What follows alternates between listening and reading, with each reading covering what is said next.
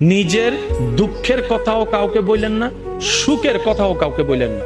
কথাটা একটু শুনতে আপনার কাছে অন্যরকম লাগলেও একটু ভিতরে গেলে আপনি নিজেই বুঝতে পারবেন। আপনি নিজের মনের দুঃখ কষ্ট সহ্য করতে না পেরে হালকা করার জন্য যাকে বলছেন, মনে রাখবেন আপনি তার কাছে কিন্তু কোনো না কোনো ভাবে একটু ছোট হয়ে যাচ্ছেন। এমনও হতে পারে আপনার দুঃখের সে কথাগুলা আপনার সামনে অভিনয় করে যে আপনাকে বুঝ দিয়েছে, সে পিঠ পিছনে আপনার সেই দুঃখের কথা নিয়ে হাসি ঠাট্টা করতেও দ্বিধাবোধ করে না, এমন অনেক মানুষ আছে। আপনি যাকে দুঃখের কথা বলে মনকে হালকা করার চেষ্টা করছেন, আপনার দুঃখের কথার সে দুঃখটা সে বুঝবে না, কারণ তার সাথে তো সেটা ঘটেনি।